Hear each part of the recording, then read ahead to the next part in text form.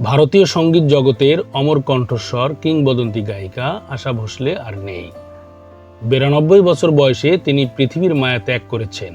মুম্বাই একটি হাসপাতালে চিকিৎসাধীন অবস্থায় তার মৃত্যু হয়েছে, এমন তথ্যই নিশ্চিত করেছে ভারতের বেশ কিছু গণমাধ্যম। এর আগে হৃদরোগে আক্রান্ত হলে আশা ভোসলেকে মুম্বাইয়ের একটি বেসরকারি হাসপাতালে ভর্তি করা হয়েছিল। তিনি ফুসফুসের সমস্যায়ও ভুগছিলেন।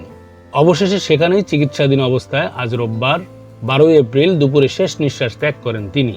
পণ্ডিত দীননাথ মঙ্গেশকর ও সেবন্তী মঙ্গেশকরের 5 সন্তানের মধ্যে মেজ সন্তান ছিলেন আশা ভোসলে। পরিবারটির প্রায় সবাই সঙ্গীতের সঙ্গে যুক্ত ছিলেন।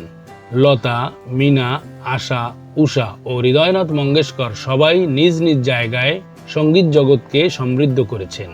মাত্র 9 বছর বয়সে 1943 সালে গানের জগতে যাত্রা শুরু আশা ভোসলের। সেই সময় তার বড় বোন লতা মঙ্গেশকর সঙ্গীত জগতে নিজের অবস্থান তৈরি করতে শুরু করেন। ফলে ক্যারিয়ারের শুরুতে আশাকে বারবার লতার ছোট বোন পরিচয়ে পরিচিত হতে হয়েছে। তবে প্রতিভা ও পরিশ্রমের মাধ্যমে ধীরে ধীরে নিজস্ব পরিচয় গড়ে তোলেন তিনি। হয়েছেন নিজেই এক মহাতারকা। প্রায় 8 দশকের কর্মজীবনে বিভিন্ন ভারতীয় চলচ্চিত্র ও অ্যালবামের জন্য অসংখ্য গান রেকর্ড করেছেন কিংবদন্তি এ গায়িকা।